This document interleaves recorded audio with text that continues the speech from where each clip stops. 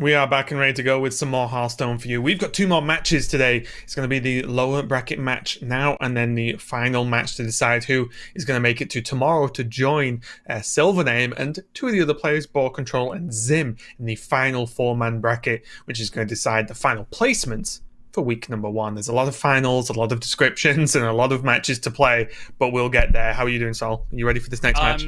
I'm doing great. Yeah, and apologies, we probably didn't give Silvername the fanfare he deserves for making it out of the group there at the end of that game, as was probably quite apparent to everyone except me. I was having some audio issues during the end of that series, so we had to get that sorted out.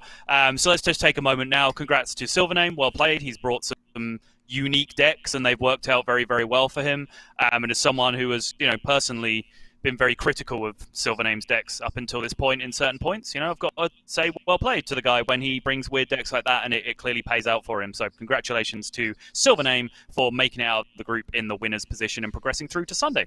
Yeah, fantastic start to Grandmasters for all these players who make it through to the final day, which is tomorrow for week one, because it means you just get off to such a fantastic start points-wise. Then what that means is you don't relax for the next 2 weeks. You definitely need to perform, but it means that you've got a little bit more leeway, and it makes you so much more likely to make it into Division A and not be on that cusp or even that bottom bit and get into Division B as a side part of that. But let's focus on the next match we've got coming up. It's going to be Casie versus Jarla. The true, I don't want to say good versus evil, but maybe yin versus yang matchup of ultimate speed, the Flash Casie versus, I'm trying to think of a name for Jarla that's not going to sound like an insult because I'm calling him slow. I don't mean slow in a bad way, but the considered, maybe, Jarla. I don't know. Raven, let me help you out here because I am very experienced at coming up for analogies for this matchup, which you may not be surprised to hear I've cast multiple times before. It's the tortoise and the hare. That's what there we go. Okay. Yeah. I tried to go for like a cool superheroes thing and then didn't know there was anyone called Mr. Slow or anything like that, which would have been a terrible superhero. Which, of course, we had great fun with when Desert Hare was still in the game, because then we had the ornery tortoise and the Desert Hare, etc. and so on. We had a good time. Yep, a long, good time. So who won? Okay, in your experience, Sol, who won the speed game in this? Did Jarla play faster, or did Casie slow down? Honestly, I think they both kept a pretty even, consistent pace with what we're used to seeing for them. Okay. If anything, Casie might have slowed down a bit, which is what you would expect to see, because I think if you're a fast player and you know that your opponent isn't going to match your pace, there's no real reason in you playing super fast to get a fast-paced game that you enjoy, because your opponent isn't going to let you get away with that anyway, right? So it's often the case, where slower players will always play slowly no matter what. It's very similar like Bunny Hopper. I've seen Bunny Hopper take his time over almost nothing turns, and that just never changes, does it? Whereas, as you said, maybe a bit more chance that Casie slows down a tad. But anyway, we're getting straight into it. It's going to be this rogue that you've touted as being the best deck ever from Casie. So if it loses, haha. And y'all are going to be on this warrior. And just a reminder, although there are risky skippers in there, there's also a good amount of bombs and some heavy removal. And this deck, again, might be the one in terms of warrior lists. We just don't know yet. Yeah, interesting approach right off the bat from Jarla, though, to just generate these risky skippers straight away and just use them for massive amounts of tempo, essentially. Just taking care of the Spy Mistress early from Casie, which makes sense because it does cut off the coin Greyheart Sage play that was available to Casie otherwise. And I wonder if Jarla just knew the odds of these skippers being removed or not, based on obviously Casey's deck, so we could see the eviscerates could have done it. But this Bomb Wrangler, is he not just snapping the Bomb Wrangler here? Not before an attack or anything, but maybe I just love this too much, but I would have just instantly skippered face twice. Bomb Wrangler, let's see what happens.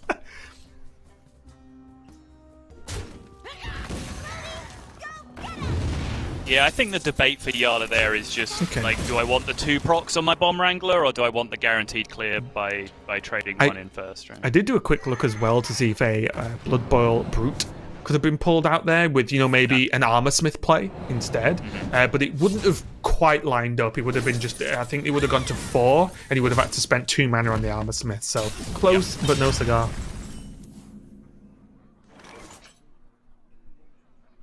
Very low impact bomb. Casie gets to keep his Ferrocat hanging around, which is good news for him.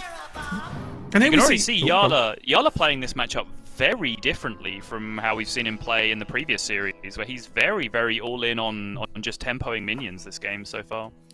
Yeah, and I'm not sure how much of that that's what his hand is telling him to do. He hasn't really drawn the removal, he's drawn all the minions, you know, so are you really just going to arm up and pass? But it is interesting, and again, the more I watch decks like this, especially Warrior right now, the more I just want to learn about things, because he does have 2 brutes, but this, like, the part of the deck I'm critical of, which is this Goblin, I'm just interested to see what work it's going to do here. Is it just good enough being a tempo card sometimes? I don't know. Oh, and I actually honestly missed that the second skipper was generated. So that makes way more sense as well, right? If you knew he still had a skipper. Yeah. You can play a little bit more loose. Forgive me, I actually missed that. I think I was looking at Casey's hand or something and missed the generated skipper.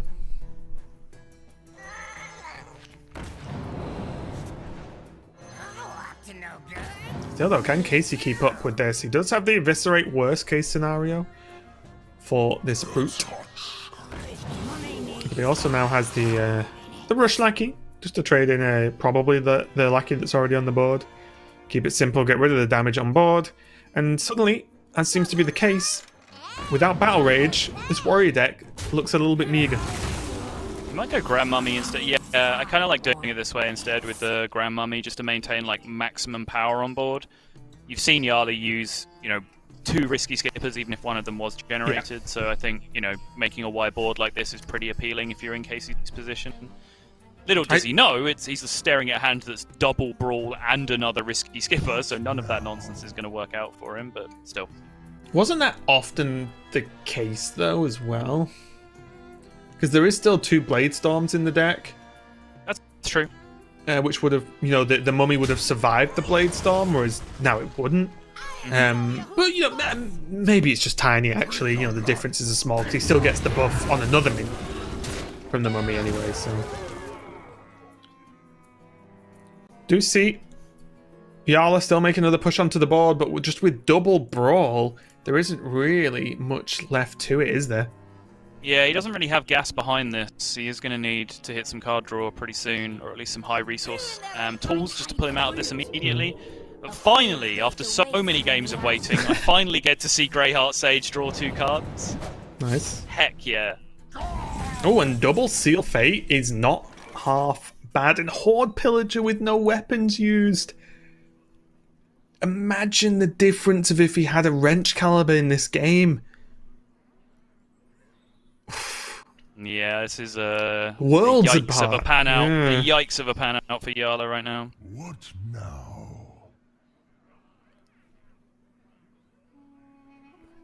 And honestly, some exaggeration, of course, but every game I watch of Warrior, the more when I play Warrior, I'm just going to mulligan every single card, no matter what, if it's not Battle Rage. Because I feel like it's the only thing that's ever made this deck look bad, is when it doesn't draw it. You cannot draw your 1-drops early and still easily win. You can draw things in a funny order and still win, because you have Battle Rage. I feel like it's just honestly a hard mulligan, no matter what. If it's not Battle Rage, throw it.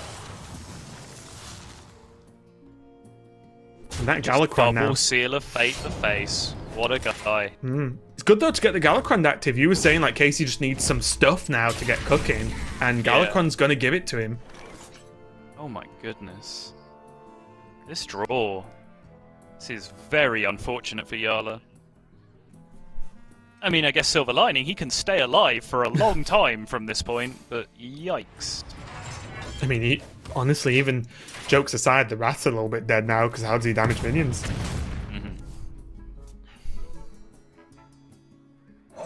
And even look at Casey's health, look at the Horde Pillager, and imagine a Wrench Caliber.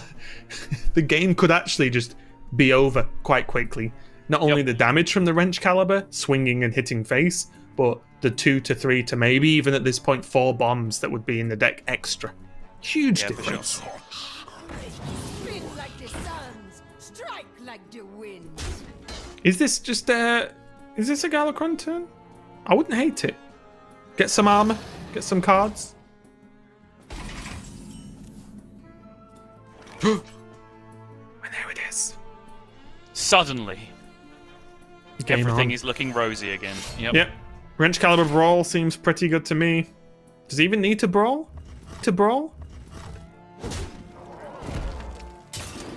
Is he okay with getting beaten up by 1/1s, apart from the dragon, of course? I think he might be, right? If he just doesn't play anything, does he just win because there's no room for Casie to play anything big?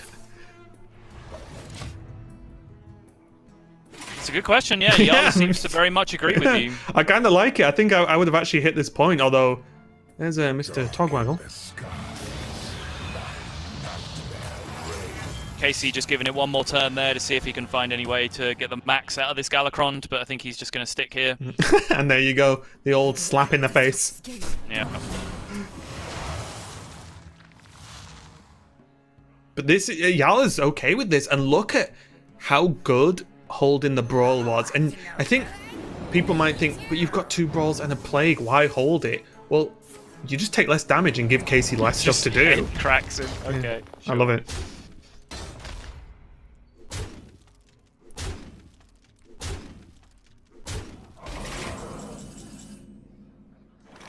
And there it is. Yeah, when he's completely out of minions, here comes the Battle Rage.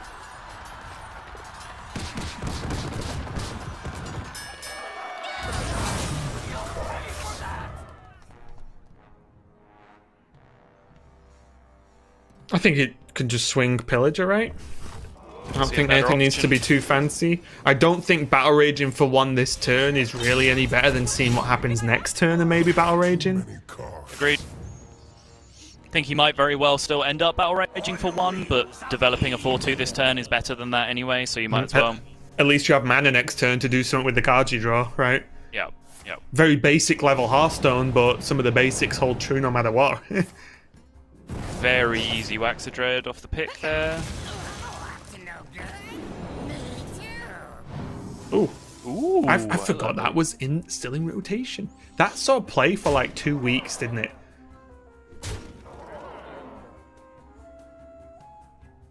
A bit longer than that. I think that card Was it? stuck around a little while. Yeah. I thought it was a flash in the pan. Good old aggro rogue. Yeah, I know Derek played it, but it's Yeah. Rogue, so of course Derek played it. Yeah. Ooh, close game after all that, actually. This World Kickmaster has actually done some work for Casie so far this game. Headcrack was extra damage, Scimitar's been extra damage, Cold Blood has been extra damage. It's really allowed him to set up the race here. Especially when all Jarla needs in this game and with this deck is time. That's literally all he needs and he wins. So, really big deal that Casey's able to sort of make up some of the gap. Here's the second brawl coming down. There's a Blade Storm as well to clear off the last minion alive, which is again a outside of Death Rattles, a very like cute combo for a guaranteed clear for 8 mana. Yeah, he might want to save it because it's also his Plague of Wrath activator now, right? Yep. Oh yeah, I wasn't necessarily saying you do it to an evil miscreant, but yeah, it's just a thing where there's always 1 minion left. You can always kill off the minion. Yeah, I think if it was the 5-2, then you would have had a pretty big debate about whether you we could kill it talk. or not. Yeah. Oh, he didn't pick the counter Jarla card, which is the Nozdormu. And he chose to go for the Elixir instead. Probably not the first time that joke's been made, but it's the first time I've made it whilst casting Jarla, so it's fine. I'm glad you're getting to have all these new and exciting experiences with Jarla series.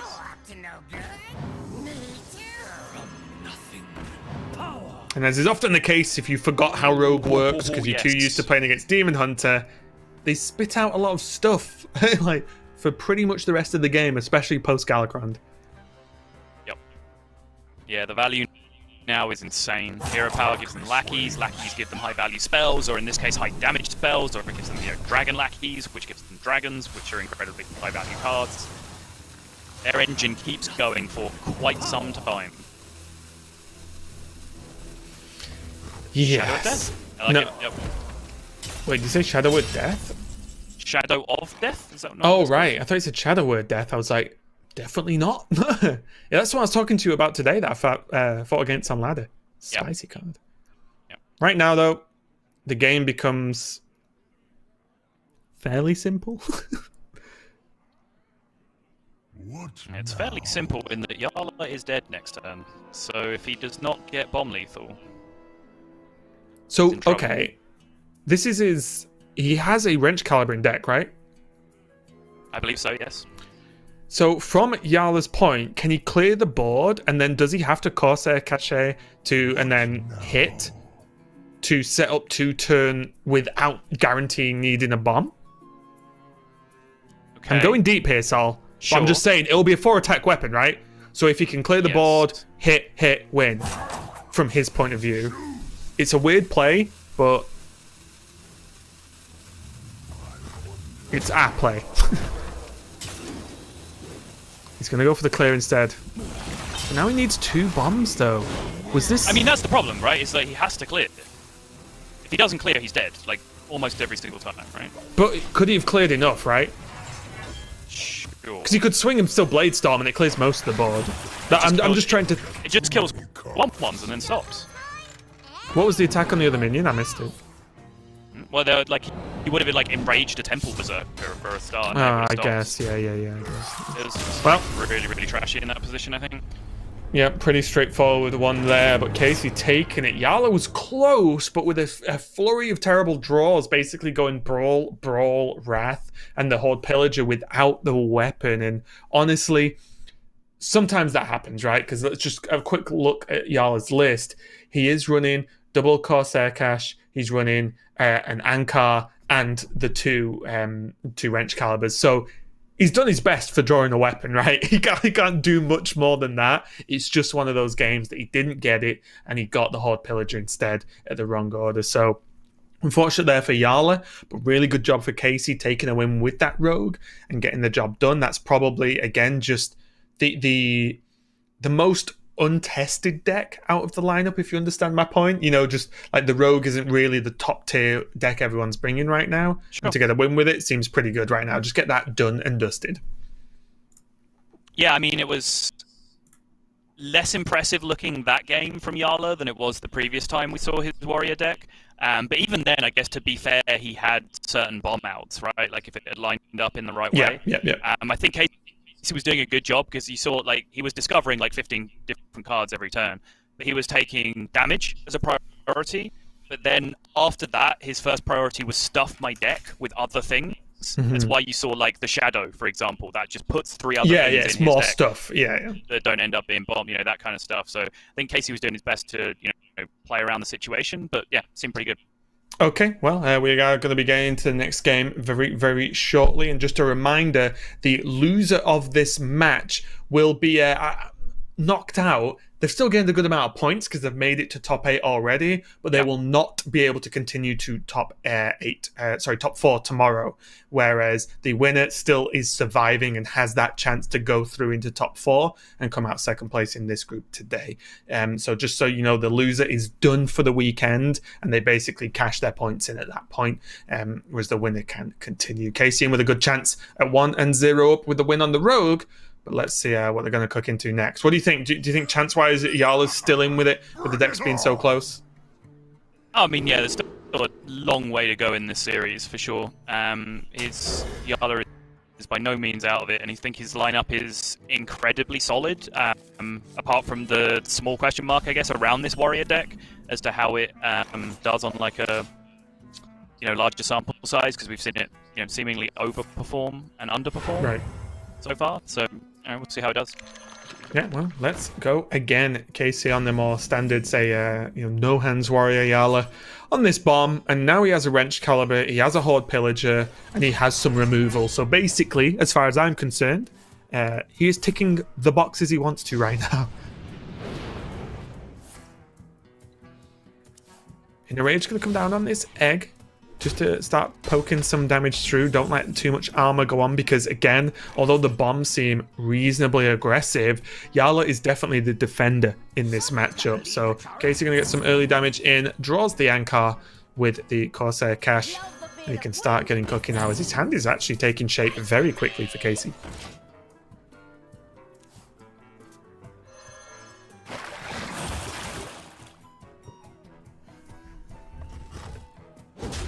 For a second, Casie was thinking about debate. Oh, yeah, aiming the anchor to the 1-2 is like, wait, that's not face, and then changed his mind at the last minute.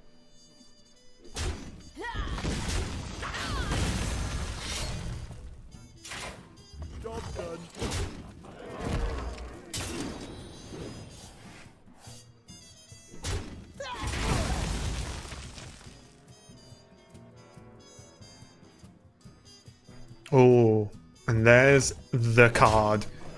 Casie has the Battle Rage, he has Risky Skippers, he has Sky Raider, Bomb Wrangler, even now the Captain Greenskin. I think if there's ever a draw or a hand you want to be staring at on turn 4 of the game, this is pretty close to optimal. It's looking that way, yeah. Ooh, Bloodsail Raider. Yeah, is, why not? Chuck it in. Pretty juicy one here as well, yeah. It's looking pretty rosy.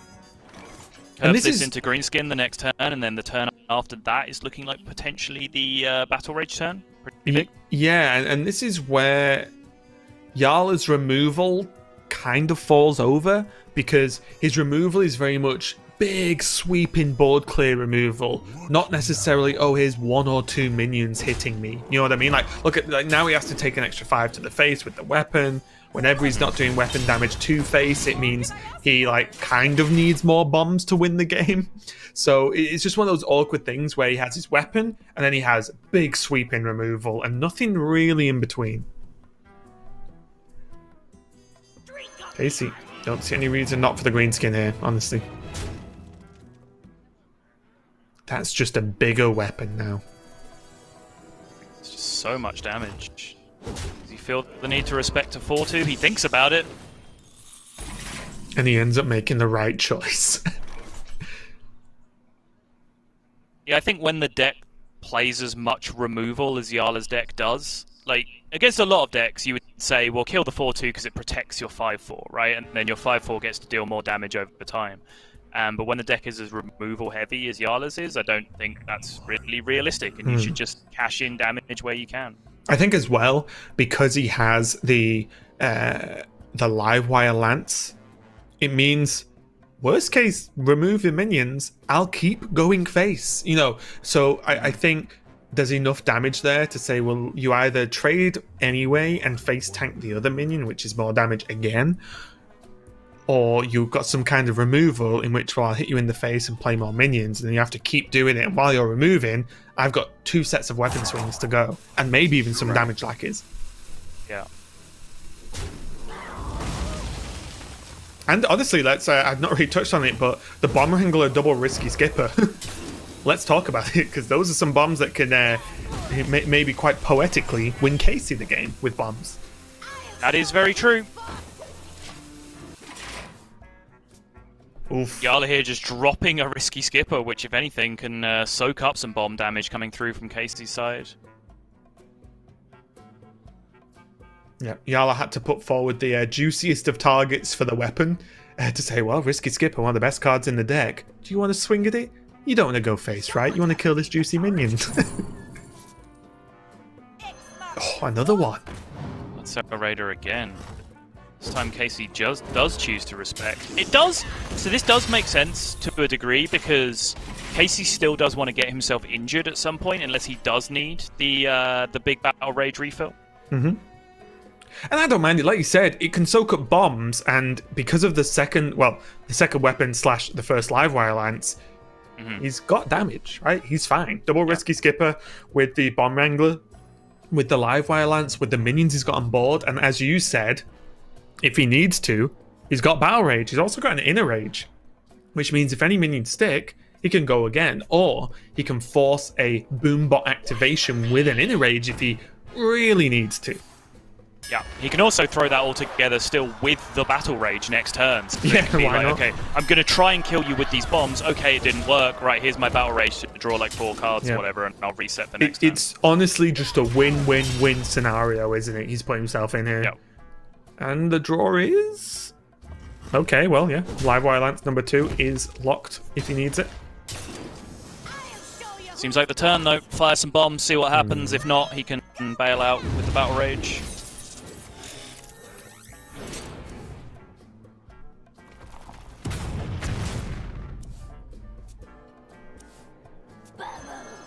Let's say use the Witchy Lacking now. I wonder whether he's going to save it for the Brute.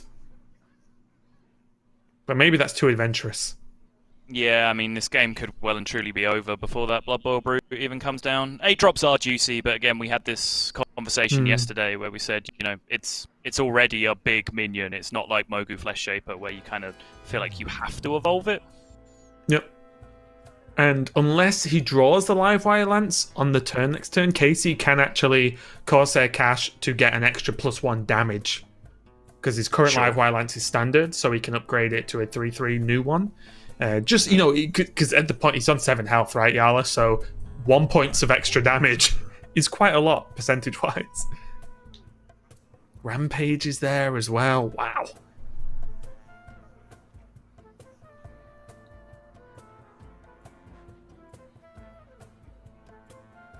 And maybe Jarla's, again, small sample size, but maybe Jarla's deck does need some kind of in-between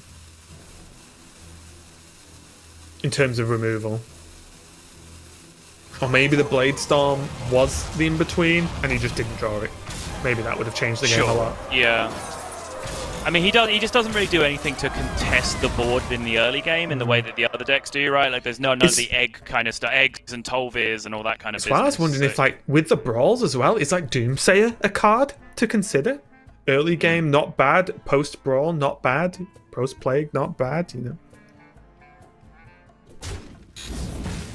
Going for the dream. Oh well, there we go. Done and dusted. Casie takes the lead in this series and runs with it as he goes up to a 2-0 start here over Jarla. Only needs one more game to survive in today's bracket and to move on to tomorrow. And Jarla just not quite getting it done again. Just you know, the previous game he fell short just with the tough draw, but that game I just feel like he just couldn't keep up. Right? If this is one of the issues is in that specific matchup, you've always got to look at not on average, but if both decks draw well, who wins, right? Because that's what you've got to be able to beat sometimes. And Casie drew very well and played very well. Jarla drew okay. He had his weapons. He had some removal. He had the re-equips with the Horde Pillagers, but it's just nowhere near enough because it just didn't get the job done. I just want to say quickly, I think there was a guaranteed way to do that at the end, where if he ran... So his Bloodsail Brute costs 6, he can run that into the Deathwing to kill it, play the Corsair Cash, like you said, to get the 3 damage weapon instead of the 2, and then go face for 4, including the Boombot, which puts Jarla to 1, and then you inner rage your Boombot, and it does at least 1 to face. Yeah, because he held in a rage, didn't he? He still had it. He didn't use it last turn. So yeah, I'm reconciling that from a board state that's gone, so I might be incorrect, but I'm pretty sure that was a guaranteed lethal if Casie had done it differently. But it doesn't matter, because it was lethal anyway. And he found you can shout at him later, Sottle. It's fine. I'm probably wrong, let's be honest. But he is going to be leading 2-0, as I mentioned. But before we get into game number 3, we're going to go to a little break while we just get ready and give the players a minute to just choose what they're locking in. We'll be right back with some more Grandmasters.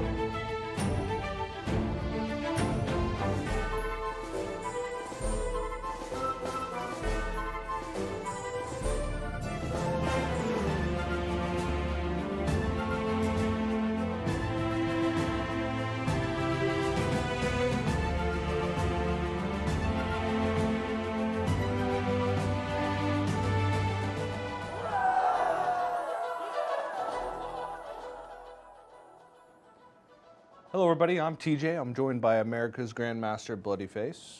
Bloodyface, how you doing today? Doing all right, I guess. How you doing, TJ? I don't know, man. I've been feeling a little bit emotional today. I have the days like that too. It's got you down. Do you ever just ask yourself, I mean, what's the point of doing all these interviews? Life is already just questions and answers. Why add more, you know? I've been asking myself that for years. Ever since my first championship, you know, they asked me some questions, I gave some answers. You guys keep asking me the same questions every time. You're right. Sometimes there's no good answer, TJ. I mean, what even is Hearthstone? Is it some dystopian representation of the complex problems our fragile, corrupted society faces? Melancholy. Exactly.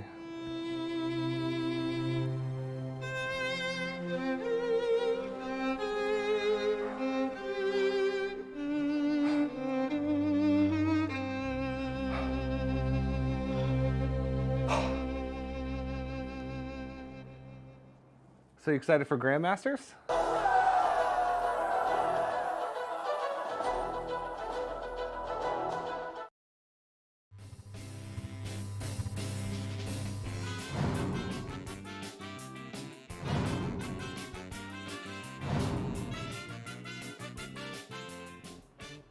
Wow, all those sound like things like Language Hacker would do.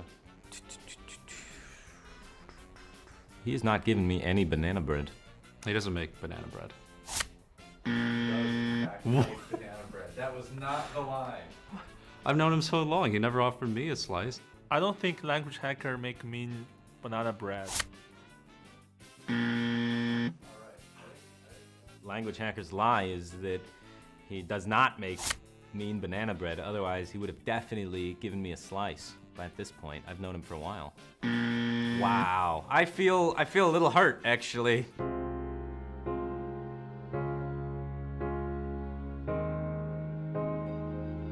He used to play the flute as the lie. Wrong. He doesn't make me banana bread. I've never tried it, but he claims he does. So. Honestly, maybe that's a lie as well. We need him to test it out. If Blizzard hooked me up with a kitchen at the next Master Tour, I could sell banana bread. I don't think he used to play the flute. Probably some different instrument. Did in fact. Oh! He didn't used to play the flute. Oof. Alright. I would go for a third one, but he doesn't know how to play flute. Is the first one? He did used to play the flute.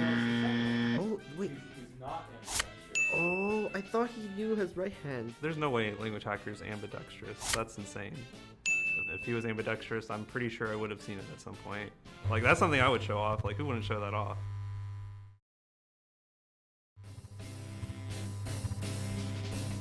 So I've been doing judo since I've been 5 years old. I think I stopped at 18 or so. I can't really stand the smell of coffee, so I've never drunk it. I actually have no idea, like... Okay, that's a good one, The untrue one.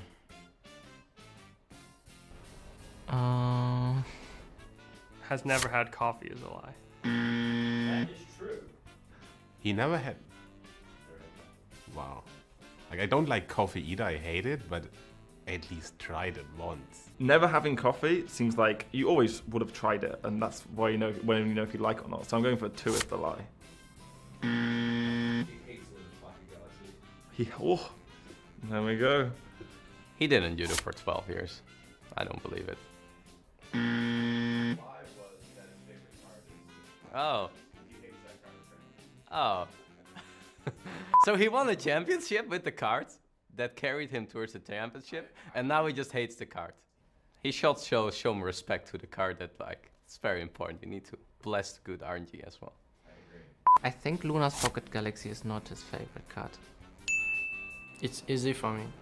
Zola is, he loves Luna Pocket Galaxy. You are correct. I think the lie is that Luna's Pocket Galaxy is his favorite card. That is correct. I can't imagine someone's favorite card being Pocket Galaxy. Even if it worked out for him, it makes no sense to have that as your favorite card. We are back and we've got plenty more Hearthstone to bring to you. We're going to continue Casie versus Jarla. Casie currently 2-0 up versus Jarla. Just needs one more win with his Warlock that he's got left. The Demon Hunter being banned out and then Jarla losing his Druid means that Jarla still, of course, has to win 3 to be able to stick around in this weekend's tournament. But Casie only need the win with the Warlock Soul. Can he do it? For sure, yes. I mean, Galakrond Warlock is probably the strongest deck in the entire metagame right now. Perhaps for me, even above various versions of Demon Hunter if you look at the overall matchup spreads, although I'm sure many people would fight me on that, but I'm sure, especially as he's going straight into a mirror here, then he's feeling in a very, very comfortable position. Yeah, and I think as well that the mirror's pretty tough as it is, but, you know, as you said, it's just as likely one way or the other, so it looks like he's going to be pretty good here. This opening hand, the 2 Nether Breaths, not really what you're after this early on. I feel like Nether Breaths come into play quite late in the mirrors normally. Ideally, yeah. But the Dragon Blight, the Veiled Worshipper, maybe, you know, obviously needs one more. There we go. The rest of his hand is looking pretty fancy right now. Yeah, Nether Breaths are ideally late game tools because they A, function as burst damage that you can use post Galakrond to end the game on your opponent, and then B, the inverse of that, they also prevent the burst damage lethals from your opponent on the other side. So, really important late game cards in the matchup. On the other hand, though, Jarla does have this bad luck Albatross to just throw out there as and when, just to negate some of these. A combination of things, actually. The Highlander things are obvious, the Alex Strata and the Zephyrus, of course, but also just give Casie a couple of awkward draws if he wants to play the Albatross out earlier. Do you have any preference if you want to, you know, oh, I've got Albatross, let's chuck it out, or do you want to wait a little bit longer to try and mess with the Highlander stuff a bit more? I mean, it's hard to give like a definitive answer to that because you don't know how quickly they're going to have like an active Dragon Queen Alex Strata in their hand, right? So it's very hard to like time it with any precision. So I think, like, I guess the cop-out answer to that is you just look for a spot where Bad Luck Albatross is just a decent tempo play, right? It seems to make sense. And that was mainly my point, right? You generally can't save it for, like, the ultimate time. You know, so I think generally you do try to play it down, right? I think here, for example, you see Jarla like skipping playing Albatross so he can fit the life tap in, which I think is more important because he's missing a lot of invoke cards and the Galakrond in his hand right now. So I think drawing through his deck actually makes it a very big deal. I did go for the Moag Artificer though, which means it's one less available to him, and we saw it have quite the impact in previous mirrors we've cast today, where the double heal, for example, from a Nether Breath, or just Nether Breathing with one anyway, is a big deal on the health totals. And the more I watch this mirror, the more I kind of realize maybe I didn't give enough respect to actually keep an eye on each player's health, which sounds weird because, well, when you run out of health, you lose the game. But you know what I mean, right? It seems like they play way more aggressively for health, whether it be their own or their opponents, way more than you would in a normal game of Hearthstone, if that makes any sense. Yeah, no, this matchup just really does function like that when it gets to the late proceedings, you know. And I was saying it's kind of circles all the way back around to very amateurish Hearthstone. When you first start playing the game, your health total is the most precious thing in the world to you because it's, you know, the one part of the game that you understand. When this reaches 0, I die. But yeah, when you get all the way back around to high-level Galakrond Warlock mirrors, it's very much the same thing because the amount of burst potential in the hyper late game, once the Galakrond Claw and all of the Crazed Netherwings and Nether Breaths and everything else get involved, it's an enormous amount of damage that you can put out. And while the turns are ticking through here, and the Albatross does come down from Jarla, just a quick thought. What are your thoughts on the Sacrificial Pact change that is going to be coming? Do you think it's going to make Galakrond Warlock too weak, or do you think it's just going to just survive anyway? Obviously, it makes its own demons, but it just makes it a little bit worse, say, in mirrors versus demon hunters, so on. It should be offset, right, by the fact that, you know, Demon Hunter is getting a little bit weaker again on top of all of that. So, for example, you know, we see the interaction all the time. Demon Hunter plays Battle Fiend and it gets Sacrificial Pacted. Well, you won't be able to do that anymore, but at the same time, you don't really need to as much because Battle Fiend is much weaker now, starting as a 1-2. So I imagine Galakrond Warlock, like the core of the deck, is still strong enough to be able to stick around in a bunch of other matchups, and is probably still just fine against Demon Hunter, honestly. Right. In the meantime, though, the freeze has come down, the Albatross just starting out a little bit. But again, one thing to bear in mind in these mirrors is even if the minions are small, i.e. imps, normally the player who sticks the most is in a great control here, because there are only really awkward ways to deal with waves of imps that well for each player. Sorry, Casie is just already trying to play his Galakron. The rope has not even appeared. He's already picking it up and trying to put it on the board. It's like, just let it end. But yeah, the removal gets pretty awkward when there are imps basically protecting other minions, right? Like, look at this plague. Like, it's horrible. It's just killed 2 imps and obviously propped the Albatross, but now what? And now Casey's just going to dump this down. It was actually... Ooh, I don't know. That plague felt really bad, and there's no good way, I don't think, here for Jarla to fight back now. There were just too many minions on board. Oh. Wait. What? Oh, baby. Yeah, what demons are in... Are there any demons in Galakron? There are... Oh, the Moag, right? Wait, what? Are there any demons in Galakron? Well, this 5/10 summons a demon from your deck, right? At the start of your turn? No, this is Hulking Overfiend. It's rush you... If you attack and kill, you may attack again. It's spat ahead. It's not the other... Oh... It's not the other... There is one that summons demons, okay? But it's not that one. Apologies, I got the pictures mixed up. So yeah, apologies. But yeah, I was just wondering if it would pull a demon, and I was just thinking of what demon's in the deck, but it is the Moag. But the use comes down here. Jarla's going to have to rip another plague and hope for the best. And you got a pretty good out, honestly, just leaving the 4-1 up. Obviously, the dormant minion, as I mentioned earlier, dormant minions cannot be interacted with in any way, shape, or form until they are out and on board live.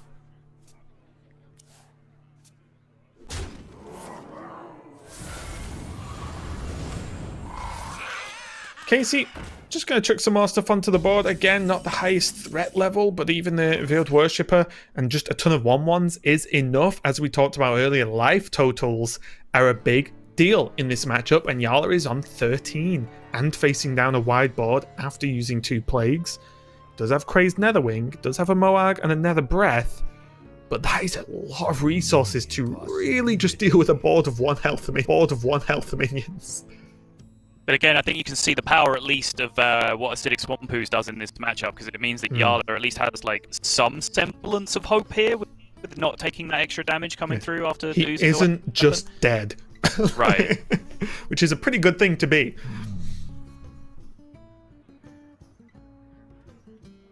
So realistically, does Jarla have many options here outside of this Netherwing? I don't think he does. I think it just has to be that, has to be Moag, and has to be the Nether Breath onto the rest, or the 1 health left of the Veiled Worshipper. The awkward part is the Dormant Minion's going to come out and hit something, and it can hit face, which for 5 damage, that's very scary in itself. Yes, it's attack a random enemy when it awakens, so, yeah. Does seem to be the only real valid play, though. Yeah, there's nothing else he had, right? He can't just play a taunt until he gets removed, he's dead. And where are you gonna go? Okay, not bad. Yeah, probably. I don't think there are any real bad outcomes there, right? No, I'd say just like suiciding into the 5/5 is probably the worst of the 3, though, if I had to pick one. But yeah. Okay, so he has a plethora of options, be it damage, removal, or both. Actually, and everything he has does good things here, whereas Jarla, on the other hand, has the opposite issue where I think a lot of the stuff he has doesn't do enough, especially without Galakron being live.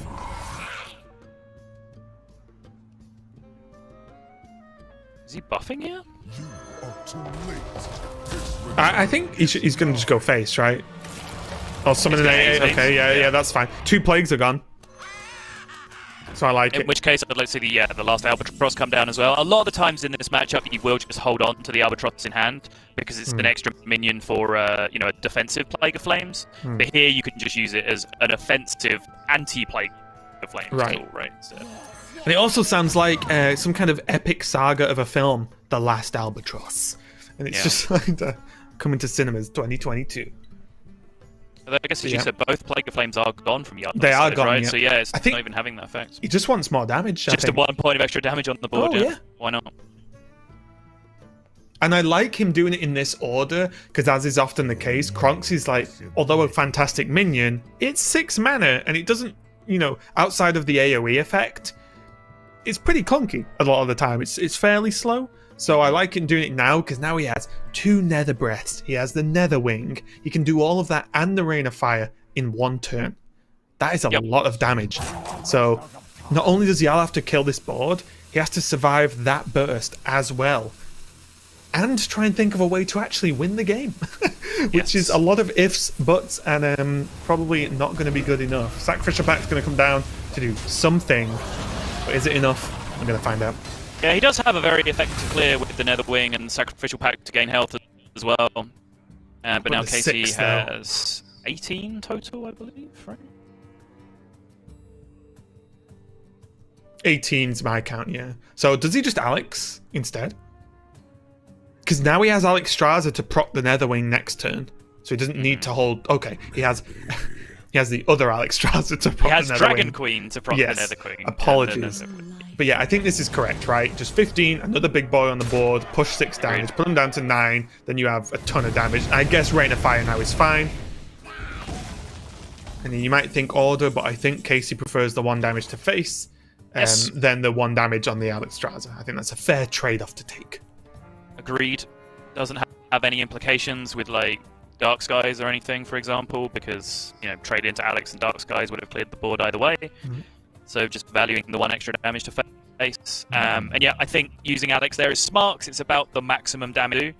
5, I think it ended up doing, because you've seen both Nether Breaths and both Marg Artificers come out from Jarla at this point. So unless he somehow finds a way to like Galakron and then like get some Kronks healing or something and still be alive, he was never going to really get to a higher health total than what he was at just then.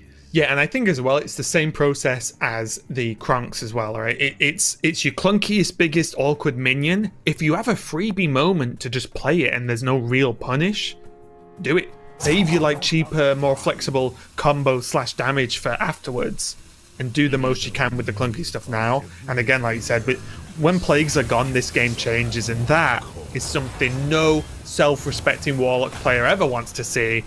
A Galakron for 2. Wah wah. No taunts, no nothing, no life, and no future this week for Jarla as he is out. He has done pretty well to get this far and has gained a good chunk of points over his opponents this week in the first week 1 of Swiss, week 1 of Hearthstone Grandmasters Europe here. But Casie is the one who's going to survive in the tournament and continue to move through the group and survive to fight another day. And by another day, I mean in about 10 minutes or something. So yes, yeah, he is going to be playing next. But unfortunately for Jarla, he is out. I did like Jarla's approach to some of his lists. I do feel though, just from the the sight we had of his Bomb Warrior, that it probably needs a little bit more fine tuning to deal with what's being thrown at it at this moment in time. I agree. Yeah, it does look like it's just missing a bit of early game stability to be doing everything he does need to be doing. I think the first game was maybe a bit of an anomaly, or perhaps the later games were more of an anomaly. Who knows? But we'll have to see much more from that deck if he continues to bring it. But we are not going to see him until next week at the earliest now at this point, because he finds himself out of the tournament for this week. He is going to have 3 points to his name. I'm going to keep harping on this point. That does mean he has more points this week than half of the region, which is goal number 1. If you achieve that every week, you are solid gold. You are going to get into that higher division and you're going to be safe. So just because a player goes 0-2 on stream during the broadcast portion does not mean they haven't had a successful week. Jarla already qualified through Swiss to get here. Yes, I think it's again, on further reflection of the way the format is created, I think it's really good because the heavier toll on points is put on the Swiss stage, right? In terms of you get more points than the lower half. So as you keep saying, right, you have gained more points than half of your opponents in your region. And that's through the most games of playing. Now we're into group stage. It's double elim groups, so you still get plenty of games as well. But you're already so far ahead by playing the most games and doing the best in the widest field. So I think it splits very well. And then this, the weekend playing groups is for those extra points to really push yourself, deeper into being safe into that Division A. But yeah, congratulations to Casie for winning that game. We'll hopefully see Jarla next week. But for now, we are going to get ready to go. It's pretty much, I don't know if we're taking a break now. I think we might be. But we are going to be checking out Casie and Felkine next. So this is going to be the last match of the day to decide who joins Silvername to create the group for tomorrow, the final day of this week. But we're going to step away just for a minute, just to give the guys just a bit of a break before they play again. We'll be right back with some more Hearthstone Grandmasters.